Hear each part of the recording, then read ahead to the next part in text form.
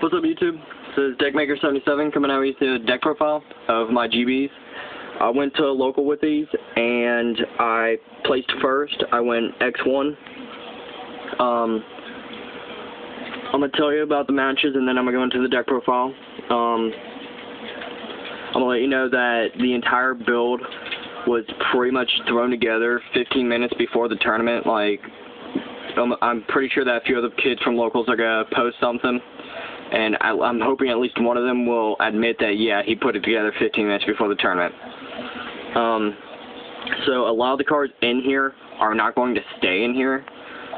And pretty much what I'm probably going to do is a before and then after. This is obviously going to be the before. Round 1, it was 3 rounds and then top 4. Round 1, I faced 6 Sam. I 2-0'd. You know, wasn't that difficult of a match because he did not have the full 6-am build, but the way he ran it was a lot of backfield, and that makes it very difficult to do anything. Round 2, I faced my fiance, who played anti-meta. She was actually probably the hardest matchup there, because we went into time, and they went 5 turns, one with most life points wins, and I beat her by having 400 more life points than she did. So that was a very tight match. Round 3, I faced Dark Worlds. He 2-1'd me. I could not get over Grapha at all. It was too big of a beater. Every chance I tried, I'd go Murmillo, but I had no way to protect Murmillo, so every turn they just resummon Grapha and it'd just be a really big problem again.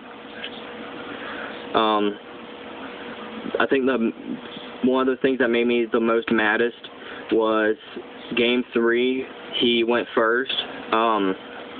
He opened Card Destruction, and it put 2 of my Dimensional Fissures, a Proving Ground, a War Chariot, and a Judgment in the grave. And then when I drew into a Bestiary, Murmillo, and another War Chariot, I believe, and 2 more random cards. I think it was a Lance and a Chalice. After that, I could not come back at all. He stomped the field. I just had no response to anything. At that point, I went at top 4 as 3rd place. Top 4, Game 1, I faced the same Dark World deck, where that one I actually beat him 2-0. Because I was able to control the grave a little bit better, I believe, if I remember correctly. Nothing really special about that match. Final match, top 2, was versus Heroes against my buddy Time Lord. You might want to check out his profile. He's actually a really good player. Game 1, I struggled to beat him. I couldn't do anything. Game 2, I was able to come back a lot better than I thought I would. Game 3, he drew no monsters, and all his back row that he set was normally spells. So, but you know, knowing that he was running Heroes, I was afraid of the bottomlesses, so I would summon small monsters like Retiari and just do small damage, and just to avoid bottomlesses so I could stay in the game. That made me win. After I finish this video, I'm probably going to do a video of everything that I got, meaning my store credit, what I got with it. So, here's the deck profile.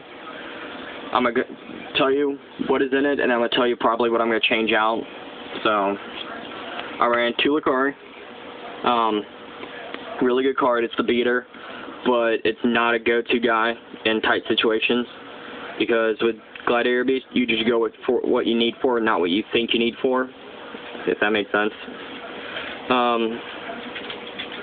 So, 2 S-Equip. I'm probably going to go to 1, because when he's specialed, in reality, the only things he's going to grab is maybe a War Chariot or a Proving Ground. Beyond that, there's nothing. So that's 5 cards.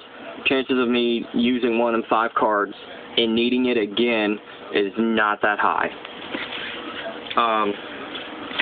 To Darius, even though I do play the Dimensional Fissure version, he's still really good. He's still as live as can be, because a lot of the times I will not open Dimensional Fissure, and they'll put at least one Gladiator Beast in the grave. Another thing is, if I do have Dimensional Fissure on the field with no monsters in the grave, I'll still summon him to see if I can bait out the Bottomlesses to avoid the Bestiary hit. So he is a really good, like, bait doll, is a way to put it. And then the singles, I run 1 Bestiary, 1 Hippo, 1 Radiari, 1 Ramillo, and the 1 Secutor. This guy is situational beyond belief, because you draw into him, he's a really big problem. Versus if you special summon him and are able to protect him, he can make plays as incredible as can be. So,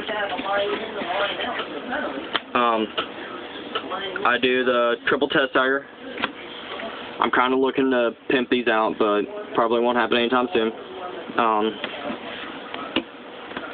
With these, it's suggested that you play it safe versus play aggressive. If you see that your monsters are doing just fine specialing on their own, there's no reason to waste a Test Tiger. Versus if you need to clear their field as fast as possible, then it's okay to spend the Test Tiger. 2 Thunder Kings. I'm thinking of taking both these out and putting in 2 Dimensional Alchemist.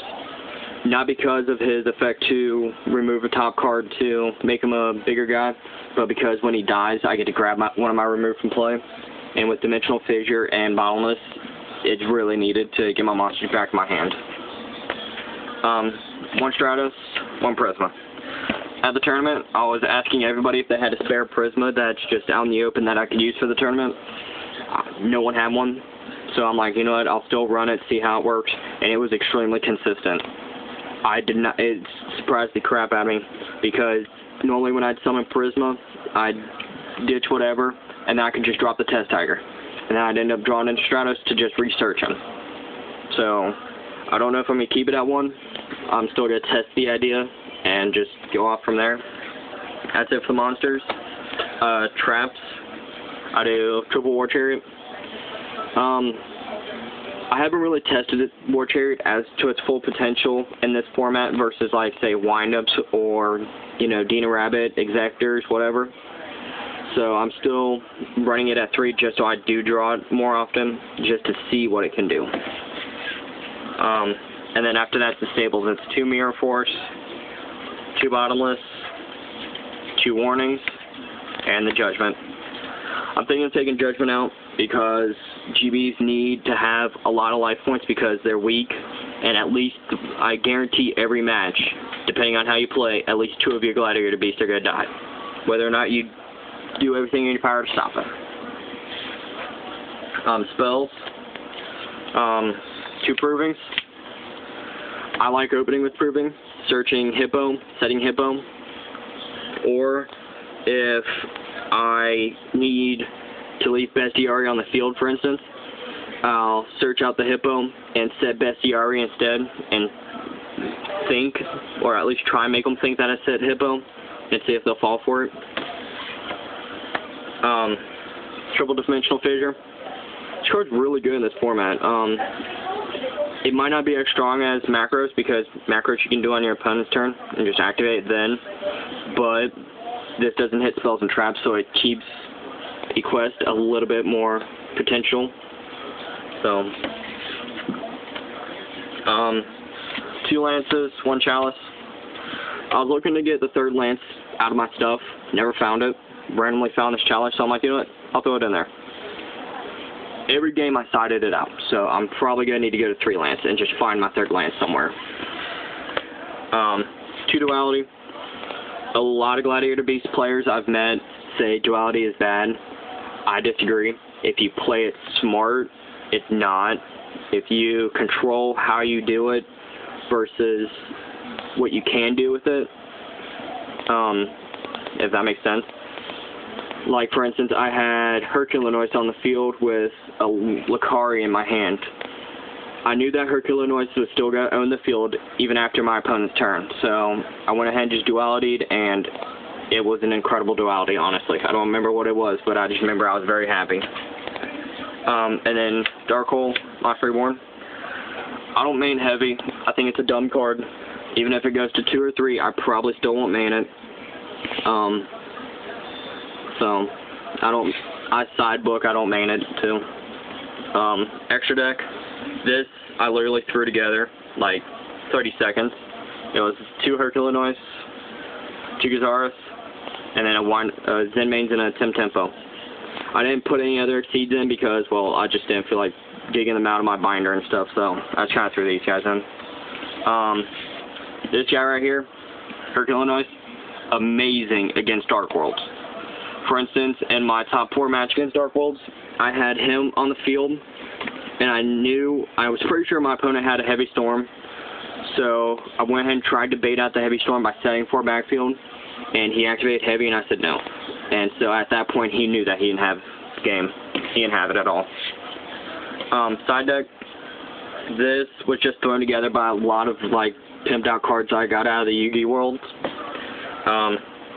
2 Decree, 1 Sexy, 1 Non.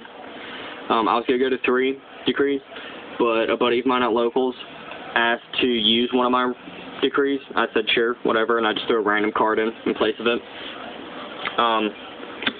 1 Black Horn of Heaven, just because it's sexy. Mind Crush, because it's also sexy. And, I don't know, I just kind of feel like this is still a very good card in this format. Chain Disappearance. I thought I was going to face a wind-up deck at the Locals. Didn't. So, this was a waste of space. Needle Feeling, same thing. Thought I was going to face wind-ups. I ended up siding this in against 6 Sams, but I never drew it, so... 1 Smash, because it's pimped. Prohibition. I only sided this in once, and it was on the Hero deck, and the game 1 made me mad because when he went Neo's Alias, I go bottomless, he went Gemini Spark, and so I'm like, no. So game 2, or game 3, I activated this and said Gemini Spark because that card made me mad. 1 Book of Moon because it's sexy. 2 Fossils. A lot of GB players say this is a bad card. It's not, because if you're playing Heretics or even 6 Ams, if you can summon this and leave it there and it survive, then it allows you to increase your hand size a little bit more and set up a bit more plays, or have more time to set up plays. 2 Snowman, because it's Snowman, you know. And then 1 Consecrated Light, because Dark Worlds is GB's worst matchup, because the moment Grapha hits the field, you really struggle to keep it off the field. Yes, you can Murmillo it, but the moment they summon another Dark World, you're in a lot of trouble yet again, because now you have this little tiny puny guy on the field versus a huge monster thing. And then 1 Grand Mole, because I've always loved Grand Mole. And this one came out of the Raw Mega Pack, and it was all dark and stuff. I'm like, ooh, bad Grand Mole. So, that's my deck profile. Check out Time Lord, good guy. That's it.